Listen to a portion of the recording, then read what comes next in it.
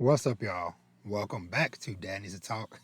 I'm your host, Robert, and today we're going to do a little bit of catching up because it's been about a month since I've done a regular podcast episode. So I just today want to catch up on a couple of trips I had to go on for my son's basketball stuff, as well as watching the Odyssey twice and briefly touching on some of the summer anime that I'm kind of keeping up with. So I hope everybody out there is doing well. Like I said, it's been 3, 4 weeks or so. Life has been lifing. I can't believe we're at the freaking tail end of July. But before I get into all that, as always, if this is your first time here, then welcome. But if you're a returning listener and or watcher, then welcome back. Y'all know here at Danny's to Talk, it's all about fatherhood and family, manga, anime, TV shows, movies, and of course some video games. Man, yeah.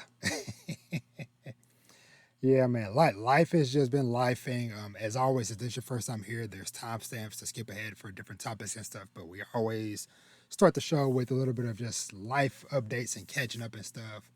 But man, like I said, it has been a crazy last few weeks. Because I think the last episode I put out was maybe on July 1st, whatever I think. So right at the beginning of the month, I think it was like a June recap thing or whatever. But yeah, like I said, so much stuff has happened. DreamCon happened. San Diego Comic Con just happened this past weekend. Shout out to all the online friends and mutuals and stuff that got to go to all these events. I got to live through a lot of y'all. And I always appreciate everybody kind of showing pictures and videos and live tweets and Instagram posts and TikToks and all that stuff, whatever. So much appreciated for those like dear old dad Rob, who is deep in the trenches of fatherhood right now and couldn't escape. But I do gotta say just side note real quick with DreamCon, man. Like I say it over and over because like I haven't been since 2022, so it's already been freaking 4 years. It's crazy enough that I've been doing the podcast longer than that, but the fact that it's been 4 years since I've been to I think any convention, I believe. Maybe I might have went to something in 2023, but for sure 3 to 4 years since I've really gotten to got out and done something. And I was looking back and like when DreamCon was here in Dallas, down in Arlington, in 2022, they had at the time a record attendance of 6,000. This year, which I think is their second year in Houston, attendance was 45,000.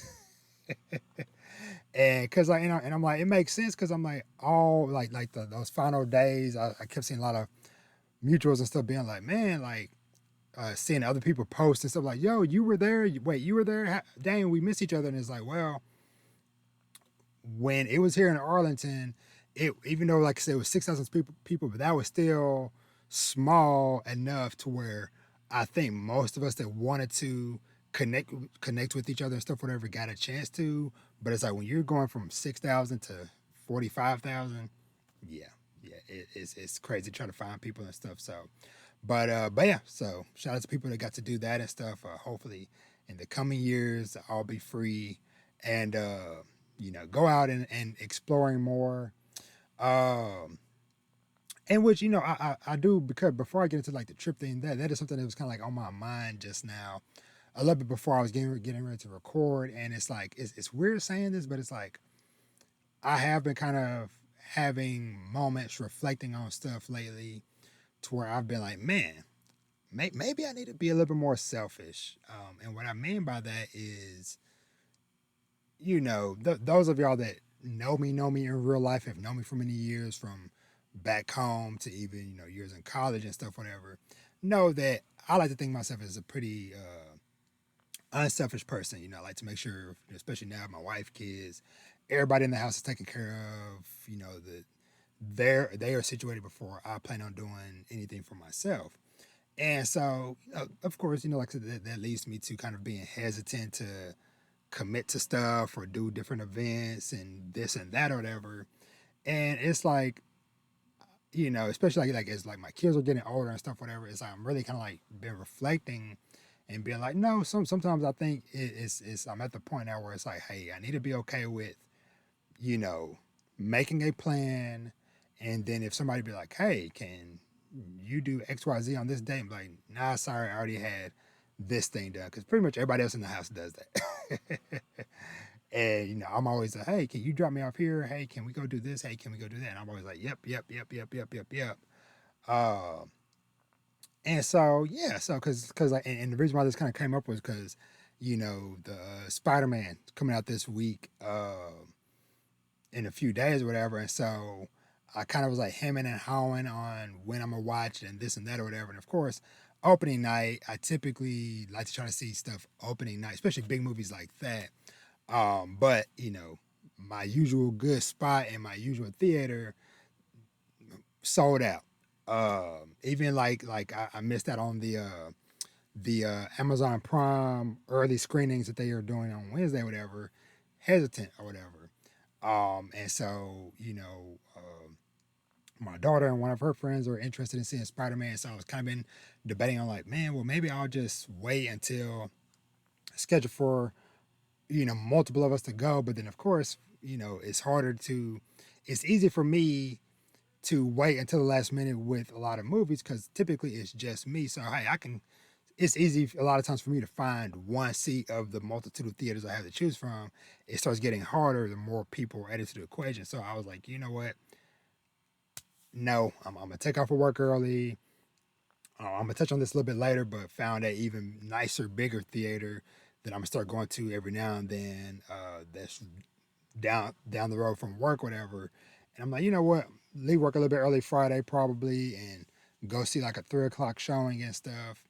But anyway, so yeah, like I said, like thoughts like that like have been kind of on my mind lately because it's like I keep finding out about a lot of like unique discoveries or different things that are rare that we have here in DFW in Dallas Fort Worth, Texas, man. Because like example, there's only like 25 70 millimeter IMAX theaters in the country, and we got one of them, and I've never been to it.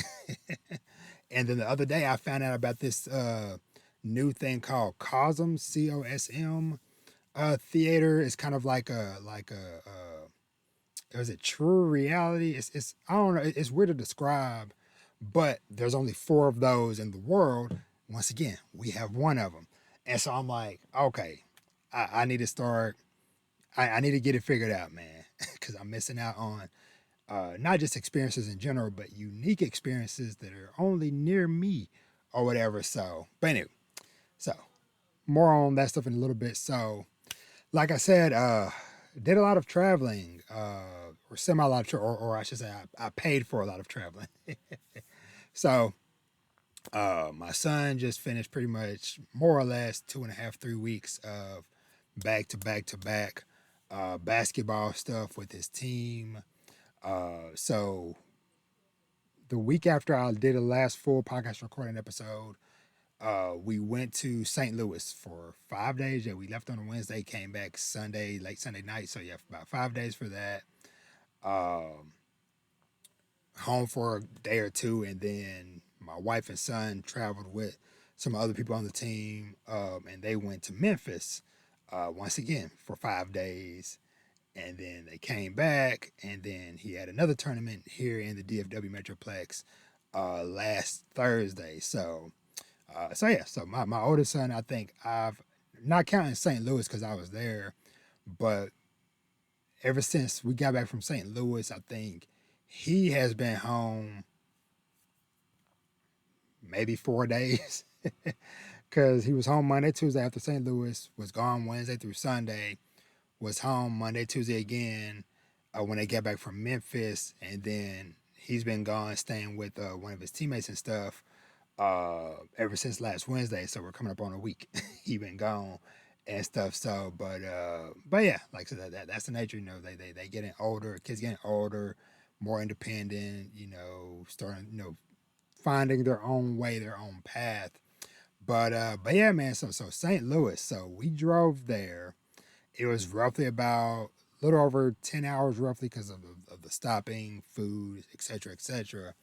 Overall, it was a solid drive. Definitely went better than my Ohio snafu a few years ago. Which, just to recap for y'all, The Ohio trip when we drove there, I made the genius decision to leave in the evening because, well, one, we just didn't have the money uh back then, so we was like, okay, well, he's playing. I think it was like first game was like Thursday morning or whatever it was, Thursday morning, Friday morning, whatever it was.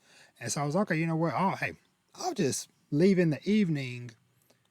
It's I know that was like a 12+ hour drive.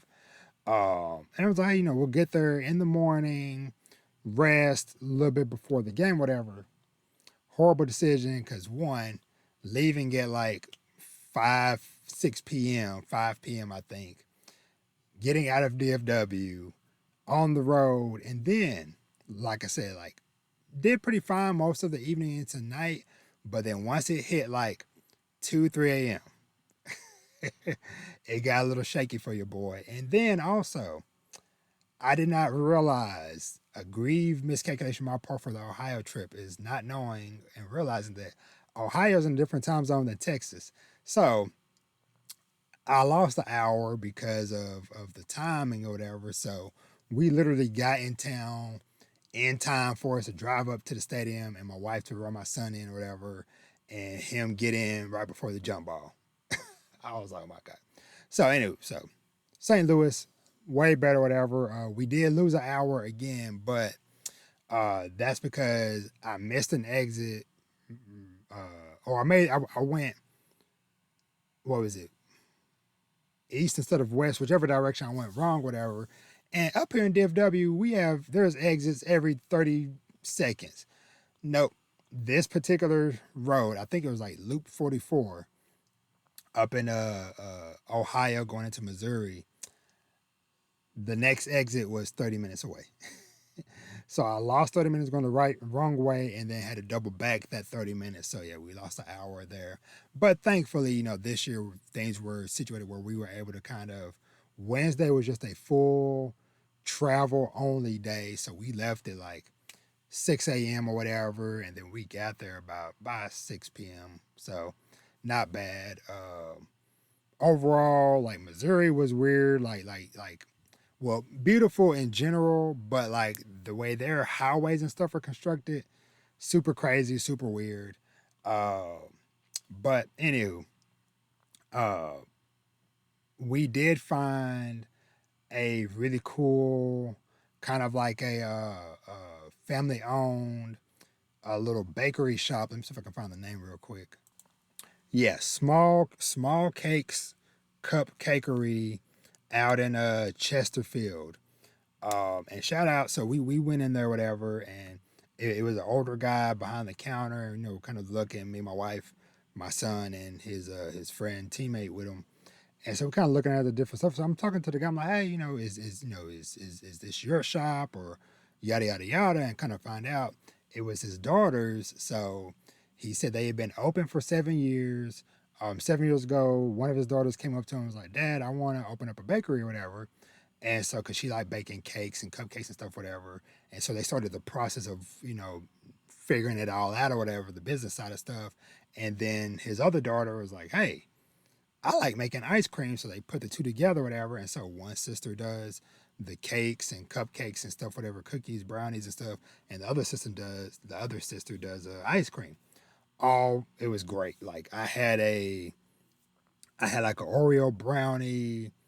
There was like a Shirley Temple cupcake, uh, cookies and cream cupcake.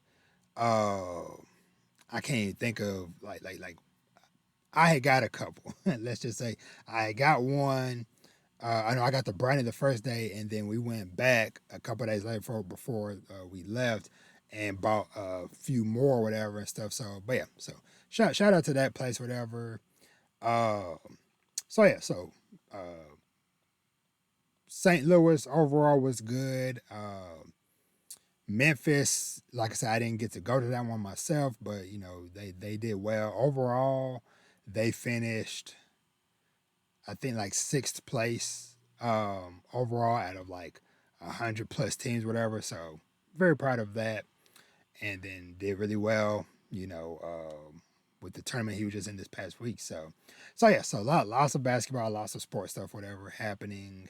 And I'm gonna talk next episode about back to school stuff because it's already starting. My middle son, he is already starting band camp stuff, whatever. And I think football. I think he would say he wants to try football. He's going into 8th grade, so we're gonna let him do it. My oldest son did a one and done year football 8th grade, which turned out great because one, I talked about it back then, but it's like it feel like it helped him uh deal with more of the physicality of stuff and translate that to basketball as well as a mindset type of thing. And it's also a beautiful thing of, you played only 1 year and his team ended up winning district or whatever. I think they went almost undefeated or whatever. So, or close to undefeated. So, yeah, so we'll see how that goes with my middle son. But yeah, like I said, I'm gonna touch more on that in the next full episode I record soon. Um, so yeah, so I guess I'll kind of jump into talking about some movie related stuff. And so before I get into Odyssey, I want to say, man, I through all the discussions of the Odyssey, I found this website called Find Big Screens that does screen size comparisons for movie theaters within an area. Now, of course, that data and information has to have been inputted by somebody. So not every single theater is going to be in there, but a lot of, like, example, me and being of DFW, a lot of like the bigger ones are in there. So, I've typically gone to the the Dolby Theater out in the Arlington area, whatever. And so, good screen, definitely bigger than the one at our local mall that we typically go to. That's kind of like my comfort one, to where it's like, you know what, this isn't like some super big movie I really care about, but something I just want to just go and watch. So I'll go to the one down the road. But for the bigger stuff, I go to the Dolby one in Arlington. I'll go to the Grapevine one if I have to, but the Arlington one is the better one for me. So I knew. So enjoy, the movie and stuff, whatever, and then found this website. So, the screen I've been looking at typically is maybe like 40 something feet, which is big. Like I said, bigger than a lot of stuff I see at the mall around here, whatever.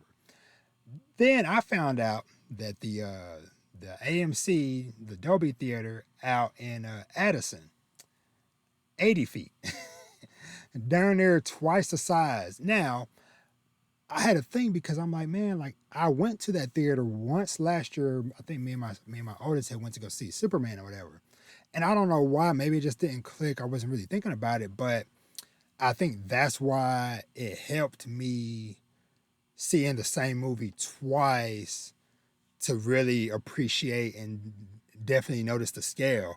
So, yeah, when I walked in to the Addison Theater the other night or whatever, when I went for the second round of the Odyssey, I was like, yo, this thing is massive. So I sat in row D. So typically at the Arlington one, I'll sit like in like the third, like row C or whatever, which is kind of like the sweet spot for me because of, they're not all up on the screen. It's just the right distance or whatever. Well, I was like, okay, well, I'll do row D. Yeah, it's I think I can't go any closer than that because before you recline your chair, when you're just sitting there straight up, whatever, I couldn't even see, just looking straight at the screen.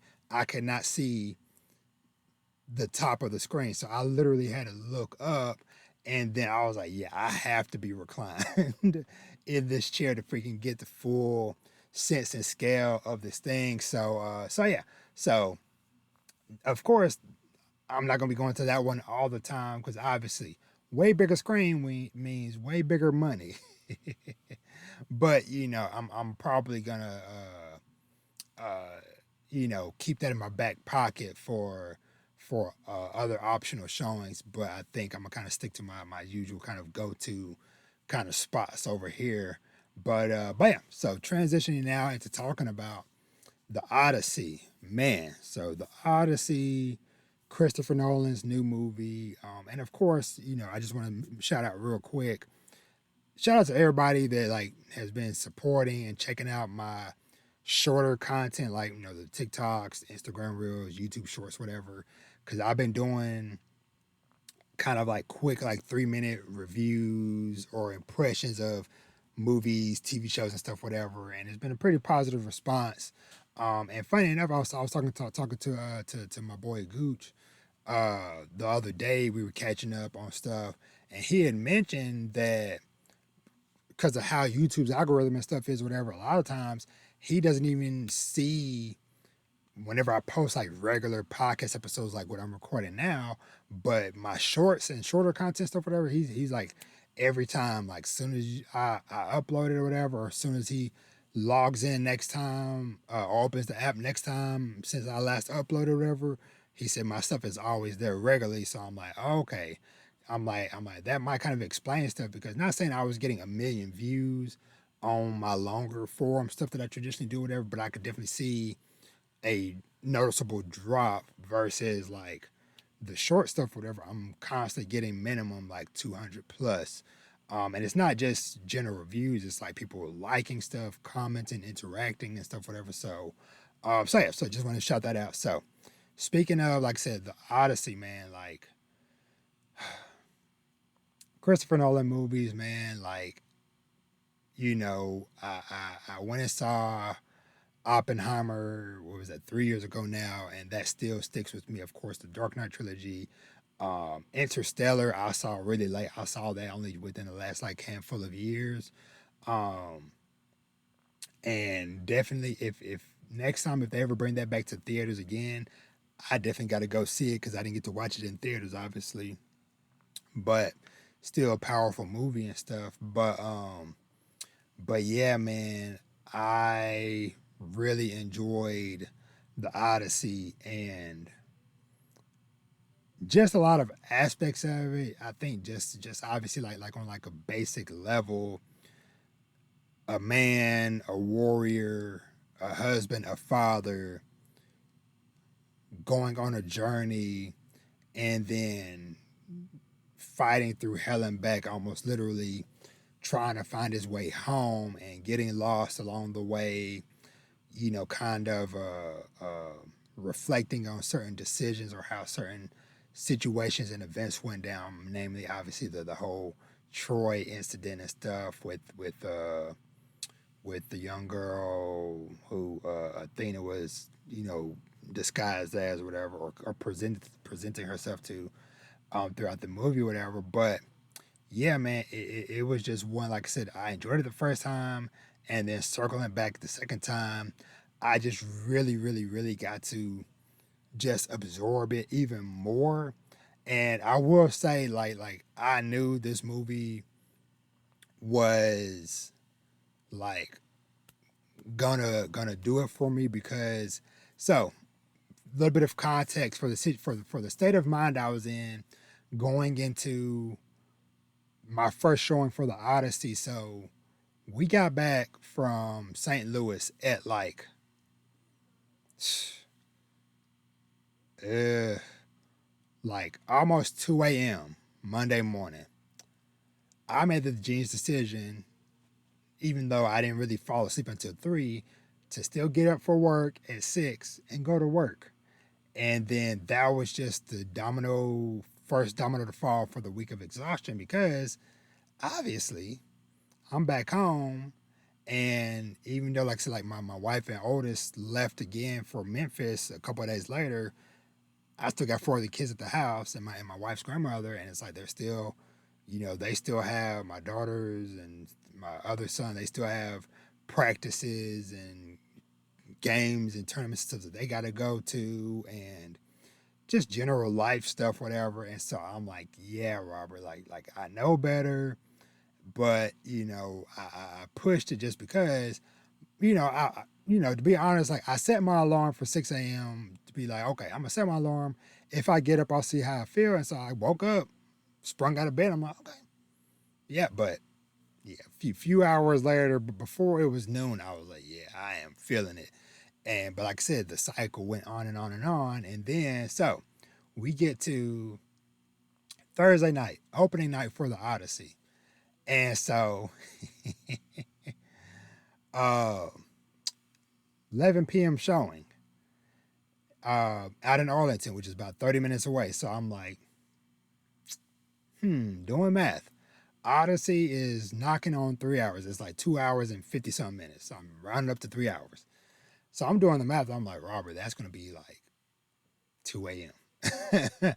And so, but I was like, you know what? I'm gonna go for it. I got a good seat or whatever. I'm gonna go for it, and we're gonna see what's gonna happen. Either this is gonna be disastrous, or this movie is going to heal my soul. And I'll just say it healed my soul because went in a little rocky, but walked at that theater at 2:30 a.m. wide awake. Like just the sound design, the music, the spectacle of what was happening in that movie. And obviously speaking like mild spoilers on some stuff, but not super detailed because it's just Odyssey. But and I really kind of got to like reframe this really good when I saw it for the second time the other day. Of it's like within the first 30 minutes, you get to the Cyclops situation, and then at 45 minutes, it's uh let me see, it was the Cyclops. It was the start of the invasion of Troy with the Trojan horse or whatever, and then a little after the hour mark, we're on the island of the giants, and then the witch lady or whatever, and it's like, yo, it's like it like every 15, 30 or so minutes or whatever, like something big and crazy and bombastic is happening. And like I looked it up the other day, and there is one particular song and theme called Odysseus, fitting enough, that just continued to hum in the back of my mind in the days since I've watched the movie, especially like I said the second time. And it was just like, man, like this was truly a special movie. And like that moment, like when he's back home and everything, and then he plucks the bow, and the ding, and his wife turns around, and everybody like the realization like Odysseus is back. Just such a so many dope moments and stuff, whatever like that in the movie that just kind of like chill filled moments. The Hades scene, and what's the guy, Agamemnon or whatever his name is, the ore farming dude. Like, yeah, just so many great moments. And the movie that, like I said, saw it twice, and I think I'm good for now. But it is rare that I'm like, okay, a 3 hour movie, like, okay, yeah, let's run that back. Honestly, part of me wishes that I would have watched Oppenheimer twice, which I don't think I did. Um, but for sure, hey, if they ever bring it back in theaters, I'll be there. But yeah, so I'm definitely gonna, like I said, taking more advantage of opportunities and different things, whatever like that. Because I was looking at, so in the previews, they're bringing back the original Fast and Furious to theaters sometimes, and I think in August. And so I'm like, you know what, that might be a fun movie, even if it's just for myself to just go and like revisit that movie because it's been so freaking long. Because when was the and Fast and Furious? When was the original movie? 2001. I was 11 when this movie came out. I am 36. Man, man. Yeah. So yeah, I definitely probably got to go see that again. Through you know 20 plus years later. Um, but yeah, man, like I said, just like I said, just wanted to shout out, like I said, the Odyssey and that whole journey and everything that, like I said, I went on watching that movie and experiencing it and stuff like that. And yeah, so let me know, what y'all thought of the movie. Have you seen it more than once? Um, I am, like I said, like me thinking and trying to plan ahead. I am I really want to at some point find some movie to go see in 70 millimeter IMAX. Because, like I said, seeing Odyssey in a screen that was twice the size about of what I saw it the first time, which was already a decent sized screen, and then knowing that the 70 millimeter screen is a little bit bigger than even the one that that I saw. Now I'll say, like, width wise, it's not as long, it's more vertical. Because the theater that I went to is 80 feet by, and my screen started flickering, 80 feet by 43 feet, and the 70 millimeter is 70 feet by 52 feet. So yeah, so I definitely want to, you know, see and experience that at some point. So because I'm looking at the double whammy in December with Doom 3 and Avengers Doomsday. So very excited to check those movies out and stuff. So probably gonna try to hopefully take off of work to go check those movies out. So all right, so I'm gonna briefly kind of touch on and shout out some anime that I've been enjoying so far from the spring anime lineup. So be right back. Okay, so summer anime is upon us. We're about four to, most of these shows that I'm watching are roughly around episode 5. There's a few that are on episode 6. So, but yeah, somewhere between 4 to 6 episodes so far into the season. And overall, I have enjoyed a good handful of shows. Now, of course, there's always a lot of stuff that gets left in the wasteland, or left, behind me that I plan to circle back on later on. But, just kind of like I said, just briefly shouting out like a couple of standout ones. Obviously, like just like returning shows that I'm enjoying. Obviously, like Jobless Reincarnation is one that, that's a must watch for me most Sunday mornings and stuff when I get up. My kind of junk food show, Hell Mode, season 2, which this was just like I don't know, one of those like weird little gems that I enjoyed earlier this year. And then when they were like, "Hey, season 2 is coming out in like a few months," I was like, "Oh, okay." I was surprised they got a second season, let alone it's coming out in a few months. So, so yeah, so that's been like a fun, like I said, just kind of like what I classified as like junk food type of show, to where it's like, yes, sometimes the CGI ain't looking that good, but it's just a, hey, turn off my brain, just enjoy some fun little adventures and stuff type of show. Uh and let's see what else, like returning wise. Oh, yeah, Clevitas season 2. Season 1 was a really cool surprise. I think that came out, was that last year? Yeah. July last year. So yeah, summertime last year. So yeah, so that was a really nice little surprise. And so season 2 so far has been off to a really good start. Uh, we're definitely learning and seeing a lot more lore and world building with Clevitas and a lot of the other. Um, I can't remember what they're called, like the different beasts and stuff like that. And yeah, so yeah, it's just been like a very fun, continuous watch to get into. Let's see, I think that's it for like returning shows that I was checking out. Uh, let's see, new stuff. All right, I'm gonna touch on this one a little bit just because I haven't watched past episode 1, but I definitely want to get to. So, The World is Dancing. So, this is one that when I saw like the first trailer for it earlier this year, I was like, yo, what is that? This looks a little bit like Elusive Samurai, like animation wise and stuff, whatever, but it dealt with like some artistic stuff, kind of like a Akane Banashi.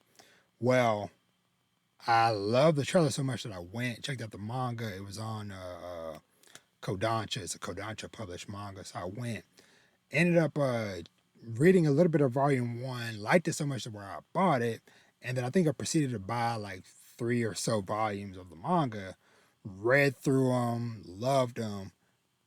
Me and my short sightedness, and just being busy, I didn't record anything for it at the time, which I regret not doing. But so when the anime came out, I was like, you know what? I want to circle back to this and check it out or whatever. So the anime visually really good.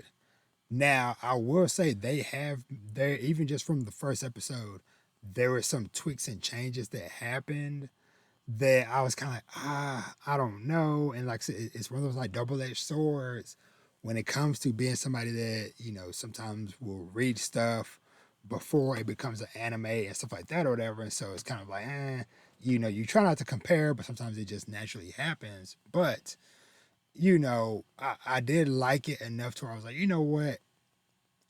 I'm cool with seeing how this adaptation goes. So like I said, it's one I definitely want to circle back to because like I said, they're about to have what episode 5 just aired today. So yeah, so they're already pretty deep into it. So but and I guess just for context, so the world is dancing. The synopsis: born into a life of acting and dance with a traveling theater troupe in 14th century Japan, 12-year-old Anayasha has one problem. He doesn't know what the point of any of it is. And so basically, this character, I think he's based off of an actual historic figure. And so it is kind of like him discovering his own love and joy with dance and all that stuff, whatever, and how he eventually goes on to shape that world of dance and theater and stuff. So yeah, so another gem. I think it's pronounced Jadugar, a witch in Mongolia. Now this is another one. I read the manga like first volume of like a year ago. Didn't record much on it or whatever. But one thing that I really liked about this is that uh basically it follows a young lady named Satara. She's a young girl when it starts, but time passes. I'll just say that in the series. And so it says after losing her mother and her homeland, Satara's despair transforms into determination with the power of knowledge. New possibilities unfold when a family of scholars takes her in, deepening her education. Meanwhile, Genghis Khan's Mongol Empire conquers nation after nation, nearing Satara's new home. Uh, she gets taken captive by one of Genghis Khan's sons, and the story goes on from there. And so one of the things, like for one, so animation wise for this, it is done by Science Saru, and it is just such a pretty and unique art style that fits this series.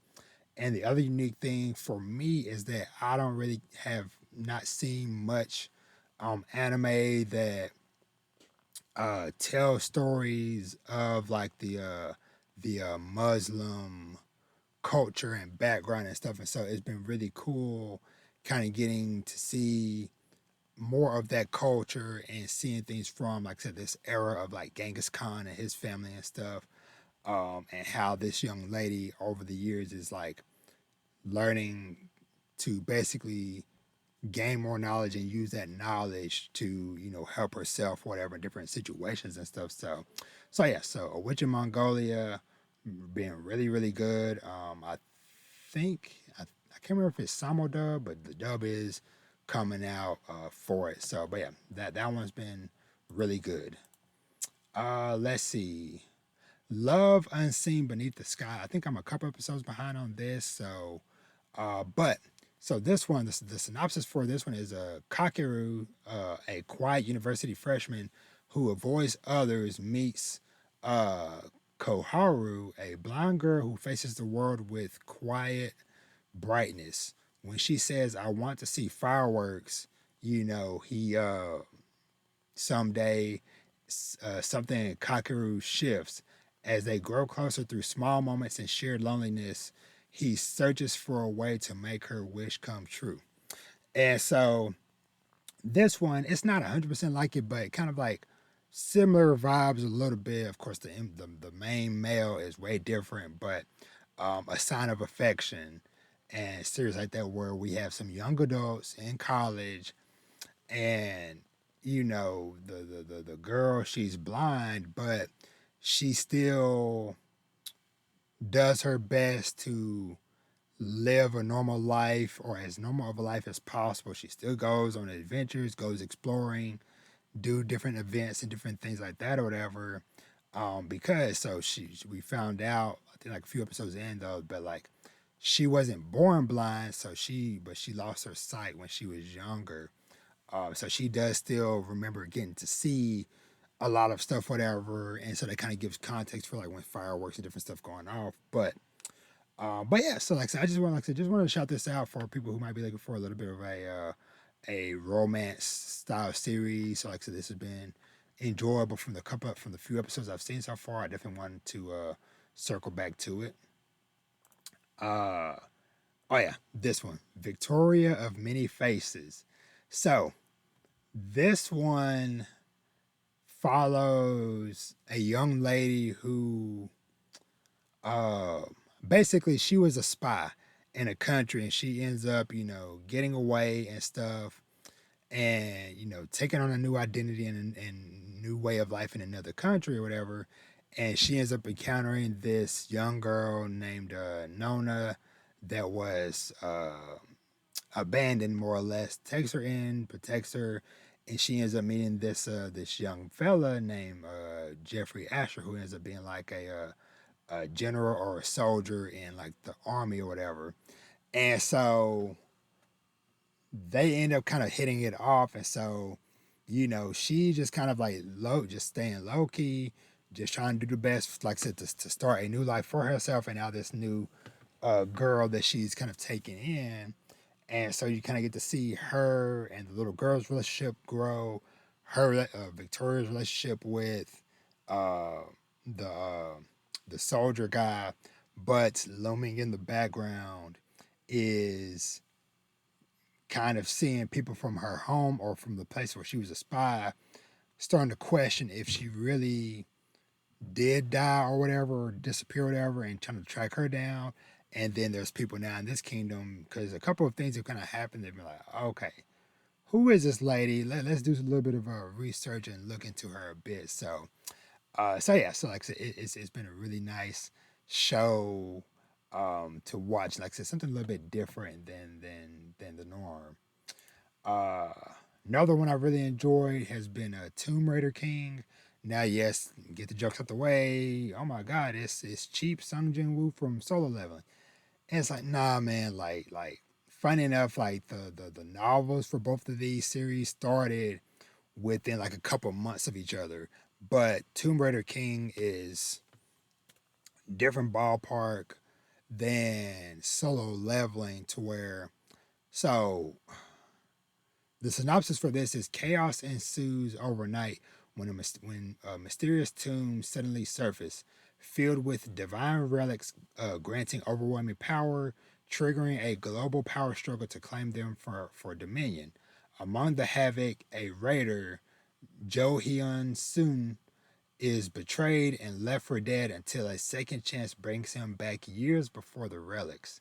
Fueled by fury and future knowledge, he sets out to raid each tomb before they arise. So, this show, like I said, is cool from that perspective because he got screwed over and but he gets sent back some years before, like it said, before the tombs emerge and stuff, and he still has all his knowledge. So he's kind of going in, conquering these tombs early, gaining these relics and stuff, whatever, and kind of cutting off some of these people that screwed him over in the future, or whatever. So yeah, so it's been a really fun and cool watch from that perspective. So all right, let's see.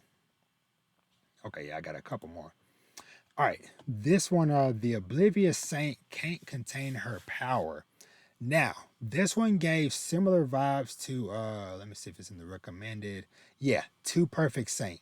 So, to where basically it is the main character, she, is in kind of a crappy family situation where, you know, her sister doesn't really respect her, yada, yada, yada. And she ends up getting, I think, married off to a prince in a different kingdom or whatever. And then come to find out she has like a latent ability that kind of enhances other people's powers and stuff. So as the show has gone on, we've been seeing that, oh, since she has left her homeland, her sister, who was thought to be this, divine saint or whatever, like a lot of the protections and barriers and different stuff, whatever, have gotten weakened. The sister's powers aren't as potent, and then it's starting to the dots are starting to connect. Of like, wait, was my sister actually, the reason why I was successful in this and that, and then also seeing the main character, what's her name, Carolina, starting to kind of find her own more self confidence, her own self worth, and stuff like that. So yeah, it's just been like a very nice kind of like silly, just like fantasy drama romance series. So yeah, so check that one out. And then one of the last ones I kind of been like loosely keeping up with is the new Ghost in the Shell.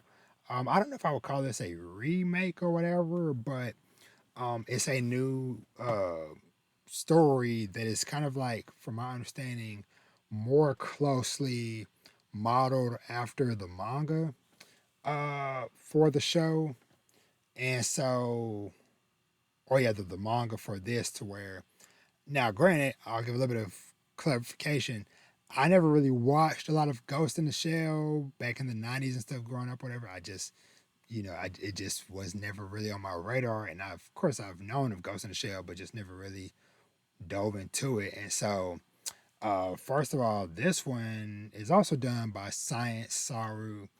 And man, like it's visually beautiful, stunning. I just like love the artwork of how the show looks, the characters and everything. And I love how the characters are portrayed in this, because apparently, I guess like one of like the original versions of Ghost in the Shell, anime wise, whatever, it's been a lot more serious tone and stuff, whatever, versus this one being a little bit closer to the manga, where the main character and different characters have a little bit more personality and quirkiness and stuff to them. So yeah, so it's been a very fun, like I said, and enjoyable watch. So, and that one only has what, four? Okay, episode 4 will be about the time y'all are hearing this. So, but but yeah. So overall, like I said, Ghost in the Shell, new Ghost in the Shell, been pretty good. It's also a simuldub, which is always a nice bonus in your boy's book. But yeah, so that's kind of like my overall main shows I'm really sticking with. There's a couple on the fringe, like I've been loosely keeping up with, The Cat and the Dragon.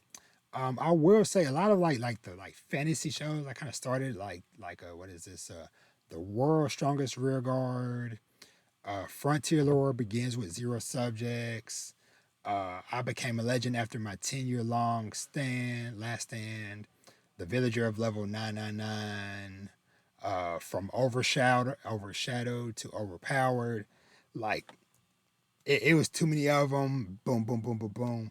And honestly, some of them kind of sort of like storylines and characters sort of like blurring and overlapping in my brain, to where I was just like, yeah, I gotta just chill on most of these, and maybe like pick one or two that I kind of like loosely keep up with, and the rest I've enjoyed most of them overall, but it's like it's just too much. So some of these, a lot of those, I'm gonna kind of circle back to later on down the road. Um, okay, last show I gotta touch on briefly, because this one's been like a double-edged sword one. So, the exiled Heavy Knight knows how to game the system. Now, this is one that I've been aware of for a while, because once again, this is based off of a manga that's published by Kodansha. So I always see it whenever I log into the K manga app. It's always one of like the top trending manga. So when I heard it was an anime, I'm like, okay, cool. Episode 1, camera flipping around and motion stuff. I was like, oh no, this is a Gohan's studio. And sure enough, yep, it was. And so the setup and the premise and the world and different stuff. I'm like, I want to see what is there, and it's gonna be 26 freaking episodes too.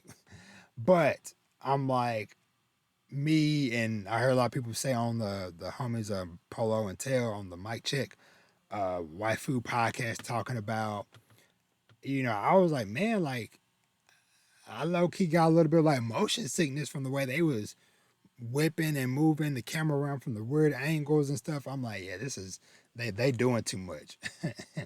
So I don't know. Like I said, I've watched I think two episodes total, and so they're about to be episode 5 is coming out in a couple of days.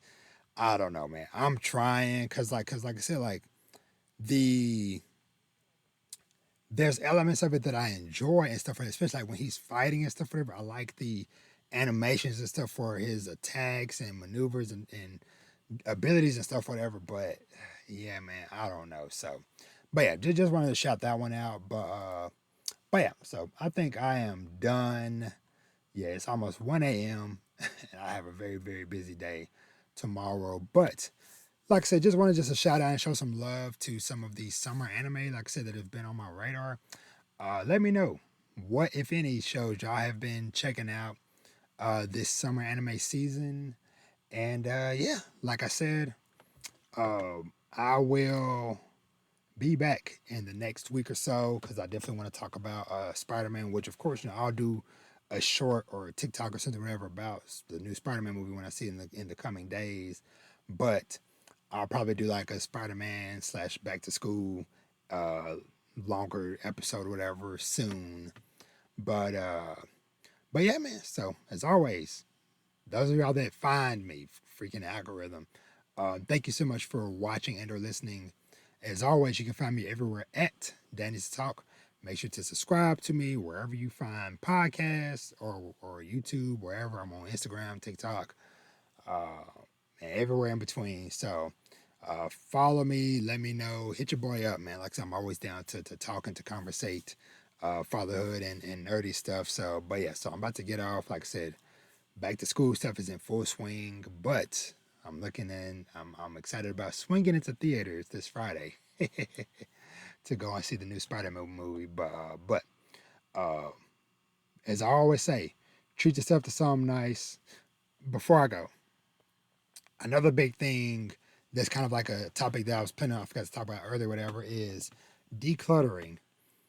Yeah, a lot of these manga are gonna have to go soon. There's just like we have a lot of excess. We come in, my wife was talking about the other day. We have a lot of excess stuff in the house that is like so many clothes and just like boxes of stuff that's just been sitting packaged up for years, whatever. It's like, yeah, it's time to just kind of go through this stuff, sell some of it, donate it, or some it might be some stuff that just need to be trashed.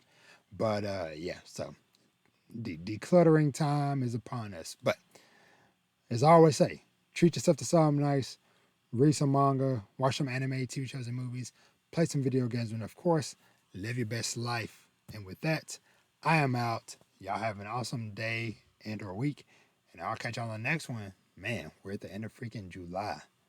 Y'all be easy. Peace.